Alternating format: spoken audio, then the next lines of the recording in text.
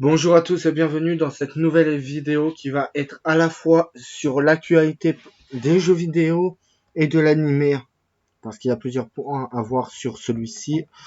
L'animé principal et l'animé qui va être annoncé le 29 septembre. Oui, je veux faire les deux. Donc voilà. Alors dans un premier temps, j'aimerais que, si possible, mettre en place un Discord pour la page Facebook Pokémon Un Monde Infini. Est-ce que ça vous intéresserait? Ensuite, si j'en fais un Discord, j'aimerais que pour l'épisode numéro 1082, ce qui va correspondre à peu près au 139 ou 140, au vainqueur, à notre gagnant de la Ligue d'Alola. Que quelqu'un vienne avec moi pour faire la vidéo. Oui, ce serait vraiment super sympa. Pour moi comme pour vous. Avoir deux avis qui sont pas forcément accords l'un envers l'autre. Je vérifie quand même le numéro d'épisode. Alors, sur les titres de mois d'août. Oui, parce que en Angleterre, sur Cerebi, eux, ils gardent les épisodes 1080, etc. Alors que Eternia en France, eux, c'est plus les épisodes arc par arc ou série par série, comme vous préférez. Alors donc, l'épisode 2. Alors, si je me trompe pas dans mes numéros, l'épisode 136, c'est les Flammes Suisses, il n'y a qu'un rival, donc celui de dimanche dernier, qui a vu la fin de la demi-finale entre Sacha et Guzma. Le 137, c'est celui de 10, c'est celui du début de la demi-finale. 138, c'est le vainqueur de la Ligue Pokémon. 139, une Ultra Chimère. 140, le titre exact est encore inconnu, mais on sait que ça va être le début du match entre Forbes et Sacha. Et le 141, c'est la fin du match Sacha contre Forbes. Or, où le début, on sait pas trop vu que, voilà, on a un titre censuré. Bon, au point où on en est, autant commencer par les titres d'épisodes. Les titres anglais sont, qu'on n'avait pas. Is Born the Alola League Winner. En gros, c'est Naissance, le maître de la Ligue d'Alola. Ça risque d'être une traduction dans ce genre-là. Second titre, Goose-Lord attaque Opération Z-Mauve. Alors, c'est Engloutirant attaque l'opération des capacités Z. Le titre d'après n'est pas encore connu. Parce qu'il doit sans doute révéler le vainqueur de la Ligue d'Alola. Alors que ce soit Sacha ou Gladio, on ne sait pas encore, mais ça va être en lien avec le combat contre Forbes. L'épisode suivant se nomme Enflammement avec passion, être rempli d'intensité, une bataille complète. En gros, ça va être un 6 contre 6 ce match-là. Un pur 6 contre 6. Le titre anglais, c'est Burn with Passion, Get File with Intensity, a Full Battle. Alors, ces titres d'épisodes, ne vous y fiez pas, parce que je vous rappelle que pour le vainqueur de la Ligue Kalos, il nous avait fait le coup, en gros, de nous donner, à travers les titres, Sacha gagnant, et ils nous l'ont fait perdre. Je sais que beaucoup considèrent que Sacha a été pas mal aidé par les scénaristes, mais ils sont capables de se dire « Ah bah au final, on va lui faire perdre la ligue et mettre la rage à tout le monde. » Donc voilà, rien n'est impossible.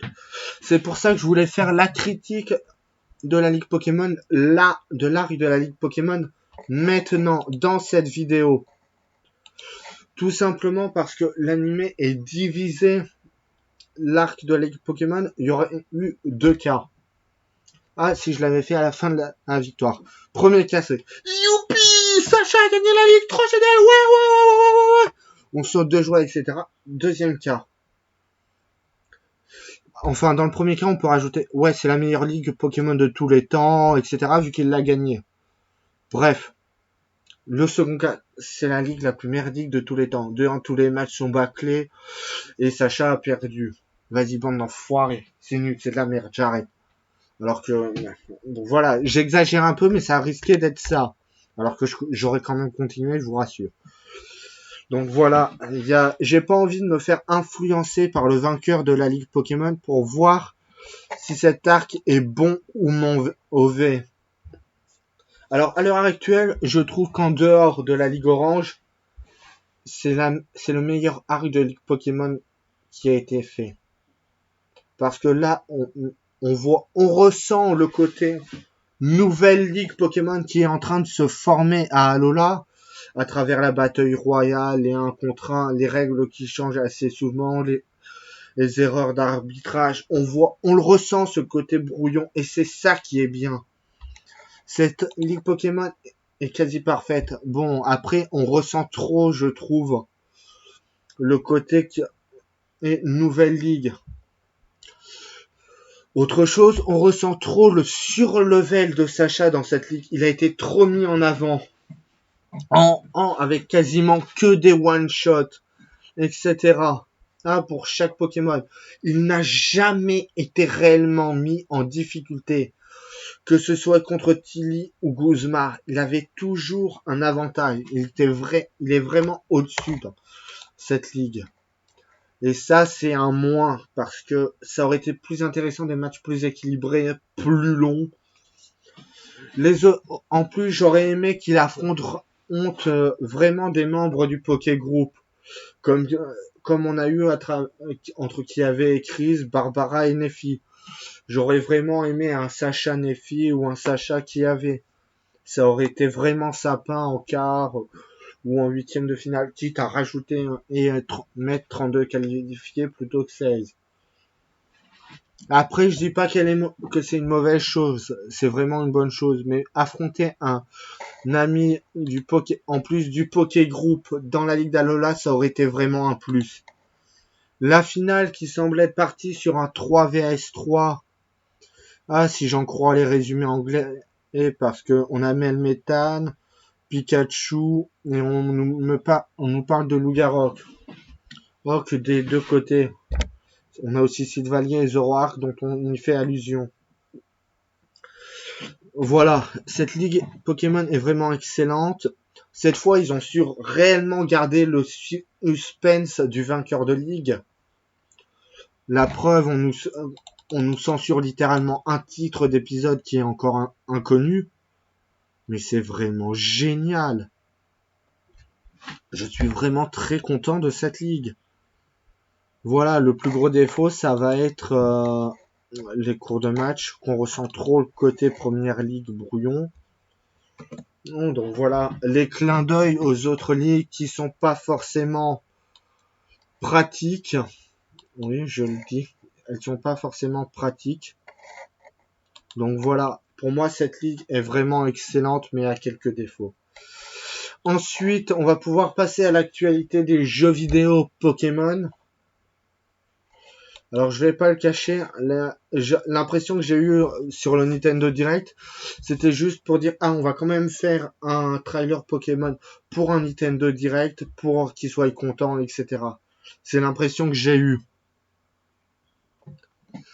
Donc ça gâche un peu le truc. Parce que jusqu'à présent, pour toutes les annonces en lien avec Nintendo, ils n'ont pas montré grand chose pour Pokémon. Ils nous ont surtout mis des Pokémon Direct. Donc voilà, c'est ça l'impression que j'ai eue. Enfin bon, on a quand même eu, je trouve, les annonces assez intéressantes. Ouais, je sais, je suis un peu trop ouvert d'esprit. Alors là, on a eu 2 Pokémon révélés et de nouvelles formes confirmées pour un nouveau Pokémon. Le premier Pokémon révélé est Nigosier, Pokémon Aval-Touron, type vol et eau. 0,8 mètres, 18 kg, talent dégobage. Nigosier, le gros mangeur à l'appétit insatiable. Quand il s'agit de se nourrir, Nigosier essaie d'avaler tout ce qui lui tombe dans le bec, si bien qu'il lui arrive même de gober des choses qu'il n'avait pas l'intention de manger. Quand cela arrive, il se rend toutefois vite compte de son erreur et se met à les recracher tout de suite avec son bec. Il n'oublie jamais le lien qui l'unit à son dresseur. Malgré sa mauvaise mémoire, s'il négociait se souvient d'une chose, c'est la confiance qu'il a entre son dresseur. Mais cette confiance ne protège pas les dresseurs des attaques féroces de leurs négociés quand ils tentent de voler leur nourriture. En gros, s'ils essayent de voler si on essaye de leur piquer un Pokémon dans la bouche, bah, paf, on nous attaque. Il possède un nouveau talent qui n'est nul autre que dégobage. Lorsqu'il attaque surf ou plongée, il gobe un poisson et il réapparaît avec. Cependant, s'il subit des dégâts avec cette prise, il la recrache, ce qui infligera des dégâts équivalents à ceux qu'il a subis par rapport à cette attaque. Ça fait un peu penser au talent de Cocombaf. Sinon, il est vraiment superbement intéressant. À voir s'il a une évolution ou autre. Et si c'est un Pokémon qui est là sur la Twork. Second nouveau Pokémon. Poltergeist, Pokémon de type Spectre. Il s'agit du Pokémon thé noir avec une taille de 0,2 m et un poids de 0,4 kg. Il possède le talent Armure rouillée. Ce Pokémon, il est décrit ainsi. Du thé noir à l'odeur et au goût particulier. L'odeur de son thé est très particulier et seuls les dresseurs en qui il a entièrement confiance et qu'il apprécie a le droit d'y goûter. Mais attention, si vous en prenez trop, gare aux maux d'estomac. De vrais nuisibles pour les hôtels et les restaurants. Alors, on nous dit qu'il rajoute un peu de son pouvoir dans les fonds de thé et en les versant les thés, ce qui les qualifie de nuisibles. En gros, il nous rend, c'est comme de la drogue ou autre qui nous rend accro à ça. Donc voilà. On nous a aussi révélé que Charmeleon possédera plusieurs formes. Alors le nombre de formes est encore inconnu. Cependant, Eternia a posé l'hypothèse d'une quarantaine de formes. Formes possibles. Oui, c'est ça, 40 formes possibles. Avec un argument de taille qui est... Et alors, notez qu'il y a pour le moment 8 goûts de glace et 5 toppings différents, ce qui nous donnerait un total de 40 formes possibles. Attention, rien n'est confirmé pour ce nombre astronomique de formes. Il ne s'agit là que de spéculation de notre part. Donc voilà, on a vraiment du bon avec Charmeleon, voir comment ils vont l'exploiter par la suite et s'il sera le seul Pokémon à posséder plusieurs formes et comment ces formes vont influencer le Gigamax et son Gigamax et son Dynamax. Parce que ça en a pas l'air, mais ça peut vraiment avoir une influence. Est-ce qu'il changera de type à chaque fois? Bon, j'aimerais quand même j'aimerais quand même avoir de nouveaux Pokémon de du feu, ce serait sympa. Le Poké Camping, c'est l'équivalent de la Poké Cour de récré et des offres souterraines qu'on avait dans Pokémon Diamant et Perle, vu qu'on pourra aller voir les tentes d'autres dresseurs et de dresseuses.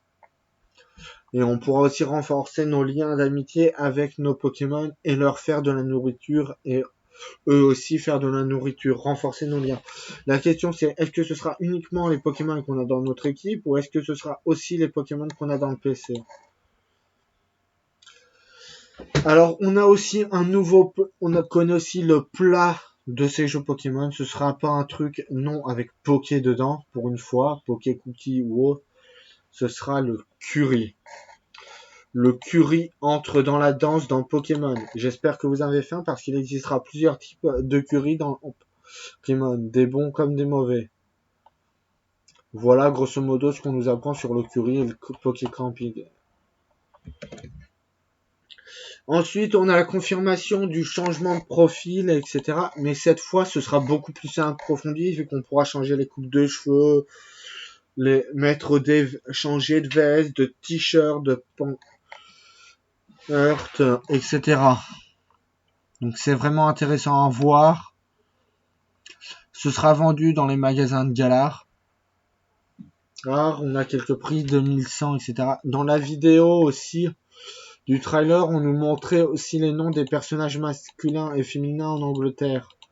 Alors, le garçon s'appellerait Sword, tandis que la fille s'appellerait Shield. Attention, cela ne veut pas dire que nos protagonistes se nommeront ainsi en français, parce qu'on a déjà eu le cas d'inversement de nom. Par rapport aux Anglais, et puis ça sonnerait un peu faux vu que c'est pas un épée mais une épée, et pas une bouclier mais un bouclier. En France, on garde quand même on garde quand même une cohérence. Les différents cheveux, on pourra vraiment changer les cheveux et les mettre comme on veut. Ils sont vraiment plus approfondis. On peut aussi créer notre propre carte de ligue. On la décale comme on veut. On peut les demander à celle de la ligue d'autres personnages du jeu, les envoyer aux autres joueurs. C'est vraiment comme on veut. Il y en a qui sont sur les images, on voit même des espèces de Jojo pose, comme diraient certains. Voilà. Après, c'est à vous de voir comment vous poserez votre dresseur. Est-ce qu'il sera en mode normal, tranquille, ou est-ce qu'il sera vraiment en mode badass, etc. On a aussi les échanges magiques. Échanger des Pokémon n'aura jamais été aussi simple. Alors, d'après ce que j'ai compris, c'est l'équivalent des échanges miracles. Et ce sera aussi, en gros, on pourra aussi en faire sans connexion internet, si j'ai bien compris, mais ça, c'est pas sûr, il n'y a rien de confirmé. Je lis, en vitesse. Non, il n'y a pas de...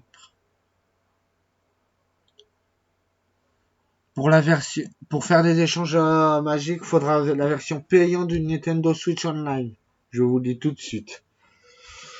Bon, ensuite, on va revenir un peu aux nouveautés qu'on nous a eues. Je suis à la fois déçu et satisfait de ces nouveautés qui sont à la fois intéressantes, etc. Par contre, ils auraient pu nous dévoiler un nouveau Gigamax, par exemple, ou une nouvelle forme de Galar. Certains pensent qu'on aura un autre Poké Révélation prochainement. Donc voilà. Je vais à présent revenir au cas de l'animé du 29 septembre. Alors, en plus, faites pas trop d'illusions. Comme je l'ai dit, il y a de fortes... Ceux qui détestent Sacha et qui veulent le voir partir, vous faites pas trop d'illusions. Il y a de très fortes chances que ce soit un animé à la Pokémon Origins ou à la Pokémon Génération, mais sur plusieurs semaines. Certains pensent même à l'adaptage en animé de Pokémon La Grande Aventure, vu que Yu-Gi-Oh! Au Japon se termine le 25 septembre. Certains pensent qu'il va y avoir un épisode Pokémon en plus le mercredi de cet animé à la place.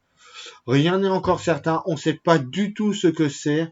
Tout ce qu'on sait, c'est que ce sera annoncé le 29 septembre. La seule info qu'on a, c'est que le truc parcourra toutes les régions. Donc voilà. Et je vous le redis, Sacha ira à Galar, qu'il gagne ou non la Ligue Pokémon. Pourquoi? Tout simplement, s'il perd, les scénaristes nous ont trollé et il va lui faire au moins gagner une Ligue des Jeux avant de le retirer. S'il gagne la Ligue de Galar, on a encore trop de développement à faire, dont la Team Rocket, qu'il faudra vaincre du côté de Giovanni et compagnie. Puis, le caractère même de Sacha qu'il faut développer. Sans oublier, et d'autres choses, le KO qu'il faut développer un peu plus. Pourquoi il a choisi Sacha? Quel est le lien approfondi avec ça? Donc voilà. Et puis Soleil et Lune, ceux qui me disaient que c'était fini à la fin de la ligue, voilà, on a la preuve que non. Ça va durer encore jusqu'à novembre. Soleil et Lune durera jusqu'à novembre. Il nous reste Magernal, le match contre le Professeur Orb, le match, l'attaque de la Ultra Chimère engloutirant là qu'ils ont annoncé, ce qui peut être sympa. Du coup voilà, ne vous inquiétez pas, il y a plein de choses encore à faire. Alors pour ceux qui sont restés jusqu'à la fin de la vidéo, je vais vous donner quand même les synopsis d'épisodes de l'anime et Soleil et Lune. Alors accrochez-vous, car vous l'avez bien mérité. Les synopsis qui vont être révélés ne nous révèlent pas qui gagne la Ligue Pokémon. Il n'y a que le synopsis du Soleil et Lune 141 qui n'existe. On sait qu'il existe cet épisode, mais on n'a pas d'infos à ce sujet. Et on a juste les noms de ceux qui s'occupent de l'épisode, etc. C'est vrai. Alors on suppose tous que ça va être parce que le vainqueur de la ligue est connu et ça risque de spoiler à mort. Donc voilà. Je vais essayer de tâcher d'avoir plus d'informations par rapport à la review de dimanche, voir ce que ça donne. Le trop de possibilités. Ça c'est vraiment bien. Le synopsis du 139 est le suivant. La finale a fini par être un combat entre Sacha et de Gladio. C'est la deuxième partie du combat, je préviens. Le Melmetal de Sacha a été battu par Sylvalier, mais qui est vaincu par Pikachu. Et une bataille entre Pikachu et Zoroark commence. Qui atteindra le titre de maître de ligue d'Alola, Sacha ou Gladio? Et là, on va se retrouver avec un nouveau coup de pression des scénaristes. Parce qu'on ne sait toujours pas qui va gagner. L'ultra chimère engloutirant apparaît soudainement au milieu de la cérémonie des reprises de prix. Sacha, ses amis Royal Mask et les maîtres de l'île ainsi que des maîtresses de ligue affrontent cette ultra chimère tous en même temps. Par contre, là, le synopsis nous laisse supposer que Sacha gagne la ligue. Cependant, comme c'est Sacha et ses amis, on peut aussi supposer Gladio vu qu'ils sont assez potes tous les deux. C'est vraiment un rival très amical avec Sacha. Il n'y a pas de synopsis pour l'épisode Soleil et Lune 142. Et oui, il nous le cache. Parce que là aussi, ça va nous spoiler le gagnant de la ligue. Cependant, ça va être un 6 versus 6 qui est confirmé au vu du titre. Enfin, une bataille complète pour cet arc de l'épilogue de la Ligue Pokémon. En espérant tous que ce soit Sacha qui soit vraiment mis en avant. Mais si ce n'est pas Sacha qui affronte Royal Mask, ce serait sympa qu'il ne censure pas la moitié du match entre Gladio et Euphorbe. Et là, avec l'attaque de l'Ultra Chimère, ça renforce le côté de si Sacha perd la ligue, il affrontera quand même Euphorbe dans un match Pokémon. Merci à tous d'avoir regardé cette vidéo. Et je vous dis à dimanche pour les reviews d'épisodes. Ah oui, j'allais oublier les quelques surprises. Pour le projet poster de film Pokémon en mode crossover, je pense faire ça le samedi. Comme ça fera vraiment week-end. On sort du lot avec la fanfiction, la review, le crossover. Et c'est aussi à ce moment-là que je pense mettre le multi-animé manga générique français de Pokémon pour vraiment sortir du lot. Les multi-animés manga opening de Pokémon pour le moment sont prévus pour rester le mardi. Les openings crossover le mercredi et les Pokémon FanMad opening le jeudi. Mais ce sera secondaire. Je prévois vous faire une semaine spéciale mascotte de Pokémon pour vous montrer qu'il n'y a pas que Pikachu comme mascotte dans la Pokémon Company. Donc voilà. Les quelques surprises que j'avais à vous dire. Merci à tous.